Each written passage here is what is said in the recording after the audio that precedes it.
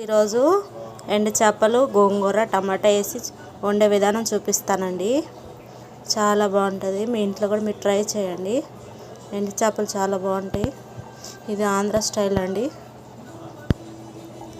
ఎండు చేపలు కడిగేసి శుభ్రంగా టమాటాలు కడిగేసి కట్ చేసుకున్న ఉల్లిపాయలు 2 ఉల్లిపాయలు, ఒక 5 టమాటాలు అండి, ఒక 5 చేప ముక్కలండి. మంచిగా కడుక్కొని నీట్గా కట్ చేసుకొని ఇలా పెట్టుకోవాలి. ఇలా గోంగూర వలుసుకొని మంచిగా కాడలు లేకుండా ఉడకబెట్టుకోవాలండి.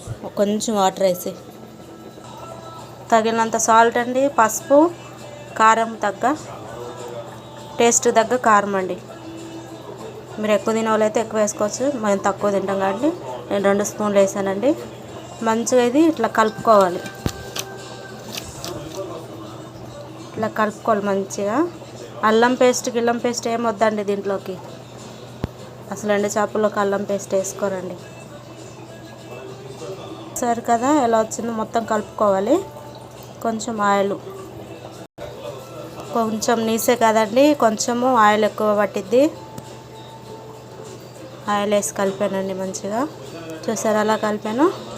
ఇప్పుడు ఇందులోకి కొంచెం వాటర్ వేసుకొని ఇవన్నీ ఉడకబెట్టుకోవాలి ఆయిల్ తేలేదాకా. కొంచెం నీళ్ళు వేసుకున్నానండి. మంచిగా దగ్గరకు రావాలి. ఇదంతా ఆయిల్ అంతా పైకి వచ్చేలాగా ఉడకబెట్టుకోవాలి. ఇది తర్వాత ఉడకబెట్టుకున్న గోంగూర రుబ్బుకొని దీంట్లోకి వేసుకొని బంద్ చేసుకోవడం ఇష్టం. చాలా ఈజీ అండి. రానోళ్ళు కూడా ఈజీగా నేర్చుకోవచ్చు. టేస్ట్ మట్టుకు చాలా బాగుంటుంది టేస్ట్. మీరు కూడా ఇంట్లో ట్రై చేయండి.